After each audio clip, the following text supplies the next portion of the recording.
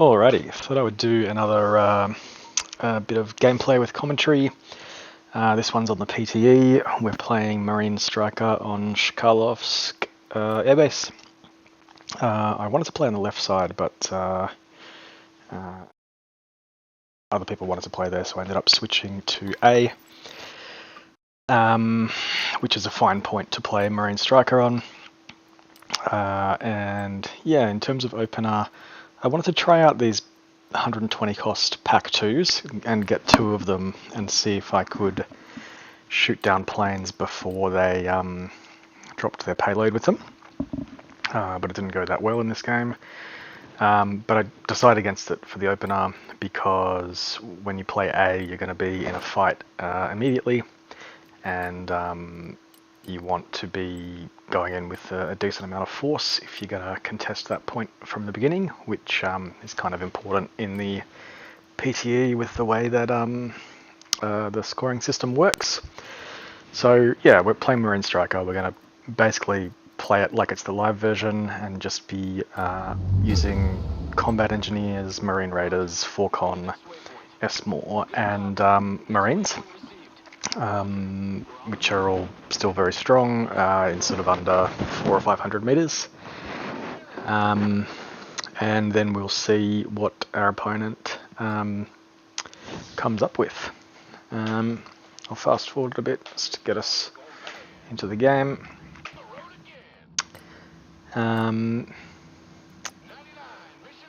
Yeah, so I'll do a sort of bigger supply dump at the base there, because I'm planning to get double pack and hopefully keep them up for most of the game, and maybe eventually artillery as well.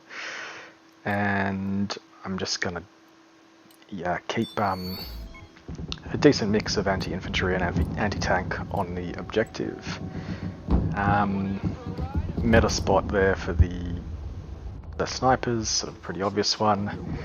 You can see we get good vision of them going into these buildings here.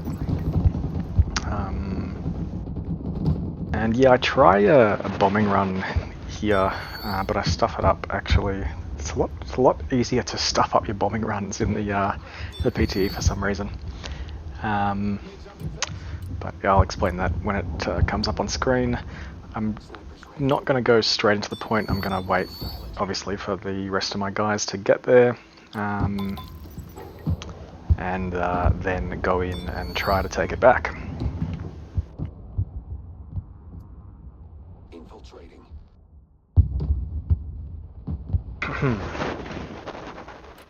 So it looks like it's started pretty well overall. So yeah, I get the Hornet, which has got snake eyes on it, and I cue a move order where I tell it to move like way too close. Like I tell it to move about here and then do the bombing run, which I don't need to do because it's a low altitude bomber. But anyway, that angle is way too tight for it to adjust, and it doesn't get its bombs off, and it just dies without dropping its payload. So yeah, it's a lot. I don't know. I'm a bit out of practice, but especially with low altitude stuff like cluster or whatever. But yeah, it fires off its AMRAAMs, but it can't adjust in time to make that bombing run. Anyway, so I'm up against Coastal Moto, which is probably the strongest or one of the strongest decks combinations, at least for Russia in the PTE. Just coming up against Cherny and SSO, both in CQB, is really hard because I only get 2 raiders and they get 4 elite infantry options. We've also got the HE Grad, which 125 points. Yeah, that thing definitely did not need a buff. So I'm just trying to get my infantry out of that fight and resupply them in the IFVs. Anyway, the HE Grad and the Cluster Grad were already, the Cluster Grad especially, they were already probably Russia's second best artillery piece after the Tornado, and goodbye SMOR. They didn't need to get a price buff and they didn't need to get a range buff either. So yeah, I mean, I like the PTE generally, but some of the balance especially on the artillery options, is way off in my opinion. So we'll get that double pack 2 out.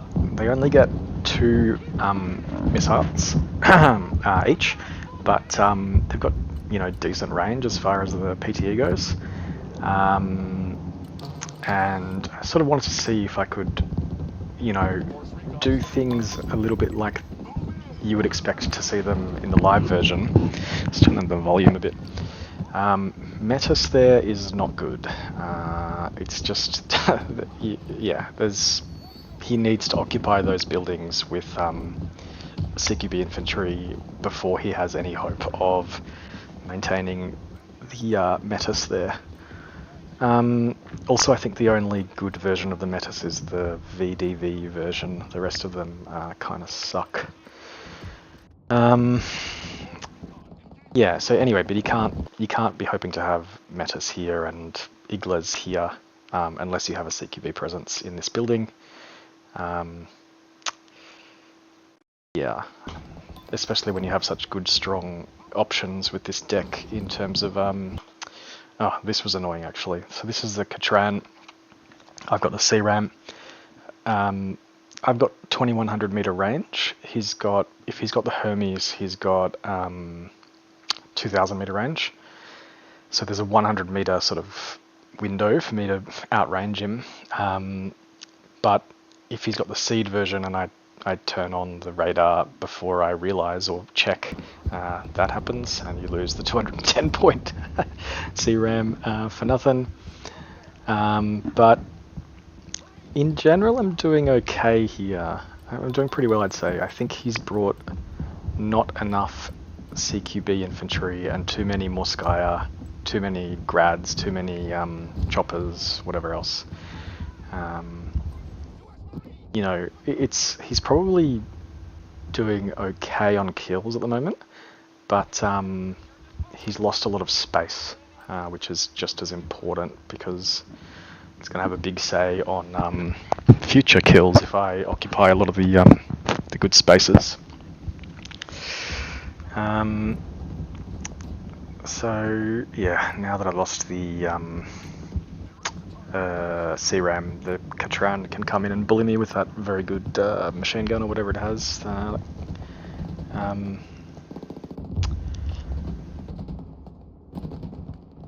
But yeah, I think he's done that from the wrong position, potentially. Yeah, so far it feels sort of like a version of the live game. You know, we haven't seen any tanks. Oop, here comes the dumb bomber pack 2s, do your thing. And no, they are apparently quite useless. That's unfortunate. Yep, I would have hoped for better. Anyway, he's backed off those infantry there, which is a bit of a surprise. I think he could have been a bit more aggressive. Oh, they're there. Yeah, so it's a lot of... I don't know why he hasn't brought...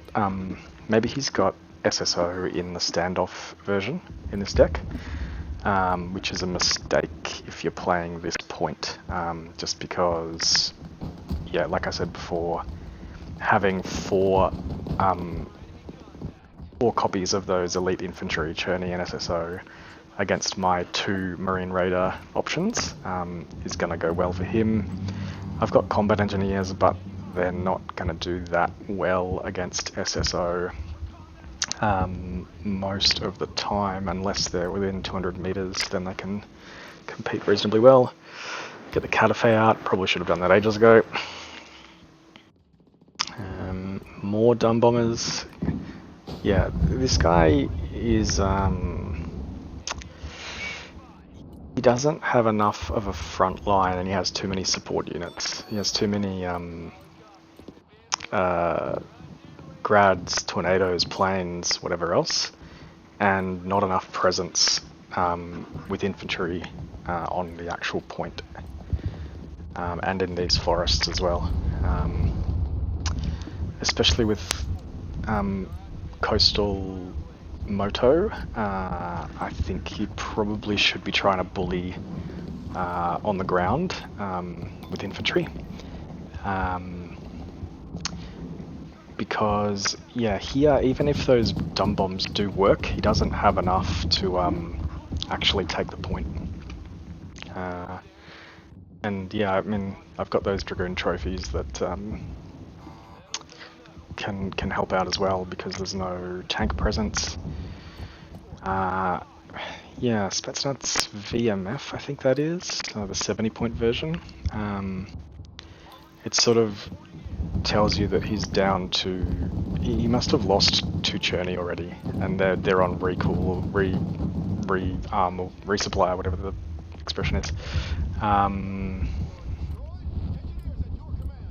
Because otherwise you wouldn't be bringing these to fight against whatever I've got.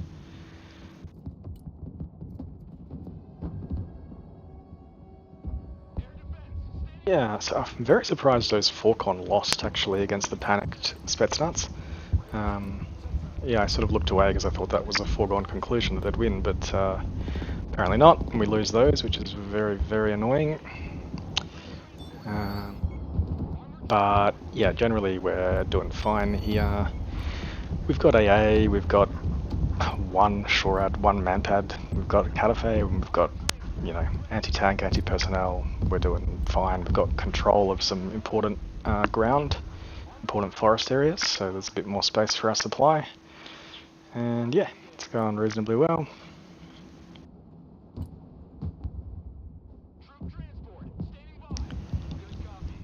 He must be off resupplying the grads and whatever else that he's paid for.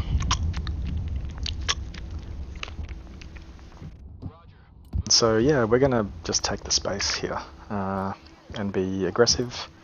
If he doesn't have CQB infantry, yeah,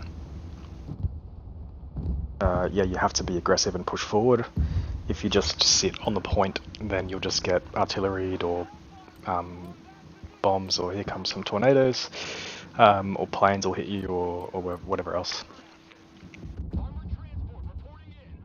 So there's a sniper there, and that is unfortunately going to laze onto my pack. Yeah. For some reason I didn't realise that I thought there was a sniper on the other side, but it's obviously the one that I just attacked right there, so bad.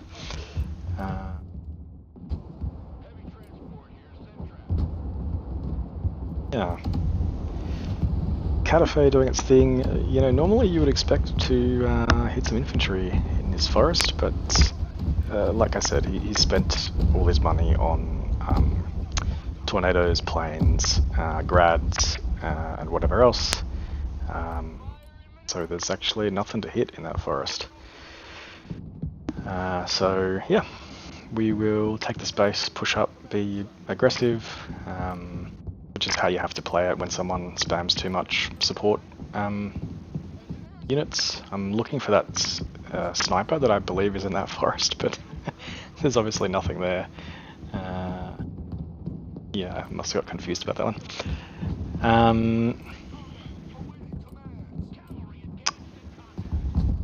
Yeah, so if you play this kind of game on a CQB point and your opponent has a lack of presence, just keep pushing forward, keep being aggressive, because you know you have to take the space, because if you sit statically, then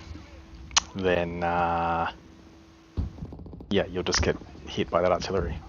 It sort of plays into their hands a little bit. Yeah. Bringing the CJ on hold fire, waiting for that targeting symbol to appear, and then I'll turn it off hold fire, but apparently they've got no radar on, so that kind of sucks. And then yeah, see a fighter, flare and run away, and try to sort of suck it in to range of my packs. I've probably been a bit too aggressive with that Booker there. We'll run it away. I should probably actually queue a move order that's a bit safer than that. Here comes the seed plane for them. It's a good practice to just, get to know the images, obviously, of the planes, but also hover your mouse over them when they're coming in. Because if it's a seed plane, you want to be able to obviously see that as quickly as you can, and also have your view sort of like I've got it here, where you can see planes coming in. If you're too sort of top down, you won't get the vision on that of those planes coming in. Anyway, so the Hornet ASF, you can see there, does a much better job than my stupid packs. The pack 2 I don't think is in a good spot at the moment. I've had 2 of them up the whole game and they've pretty much done nothing. And the Hornet, in 10 seconds has got itself a kill. So yeah, it's tricky. I'm looking at my opponent here. He's brought more Morskaya, which is not right. He must have SSO in standoff is my only explanation, and he must have his Churney must be on cooldown. Otherwise, there's no reason to bring the Morskaya there, because I haven't brought any tanks. Obviously, I've got the Dragoons and stuff, but yeah, mainly what I've shown so far is infantry. So if he had access to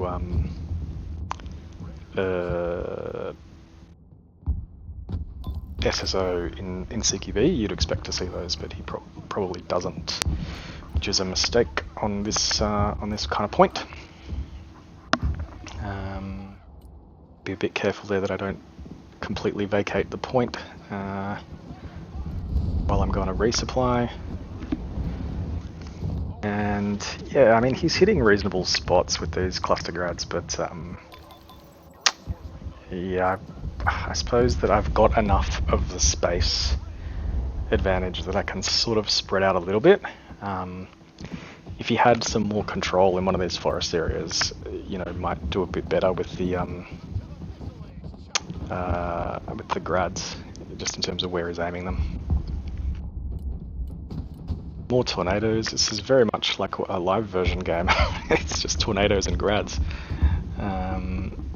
He's hitting another sort of obvious spot there for supply or infantry to be, but nothing there this time.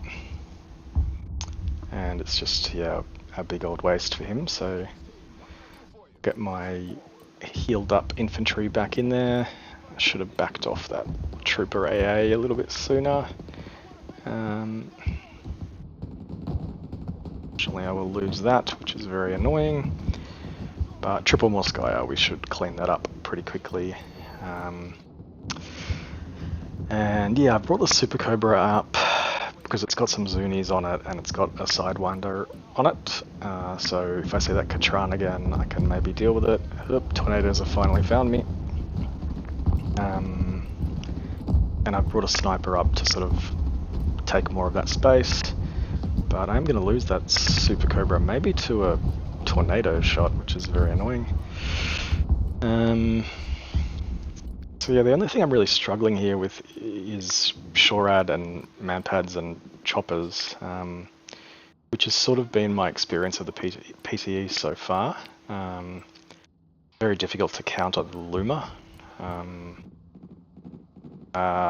It's the reason I've got the seat ram in my deck, but yeah, it's not easy.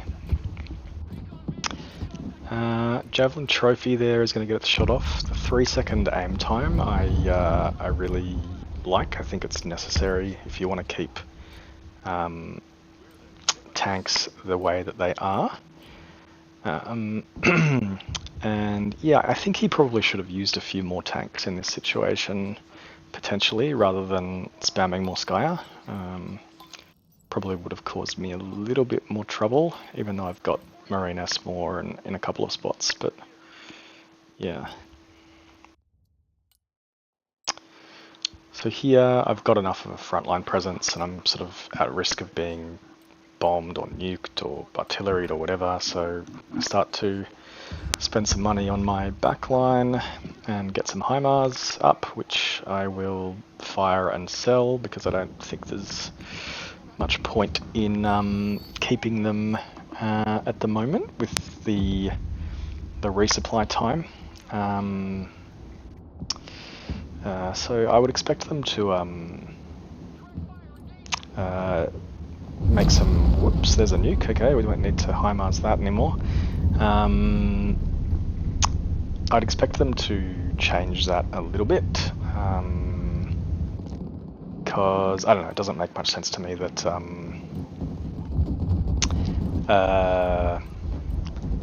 fire and sell is the best way or the only way to use that unit. But it is nice that you're not getting absolutely artillery spammed. I mean, the guy in this game is doing his absolute best to artillery spam. There's 2 grads. When you play against someone who spends too much on backline stuff and not enough stuff on frontline, you have to push aggressively. So you have to take the space and keep moving forwards. Because if you just sit on the point, you will... surrendered. If you just sit on the point, their artillery will just end up hitting your static units. So yeah, anyway, that was PTE gameplay. It's sort of quite a similar game to what you'd expect in the live, without many tanks from either team. Raiders did well there. I think the rule generally with Raiders versus Churney is they are good when there's like less than 200 meters space between buildings or if you're in a forest. So if you're engaging with the shotguns, then the Raiders will win. But if you're over 200 meters away, then the Churney will win most times. Well, every time basically, actually, because you're not using some of your big firepower. Anyway, hopefully you guys got something from that. Let me know if you have any questions or comments, and yeah, let me know if you're enjoying the PTE as well. All right, catch you later.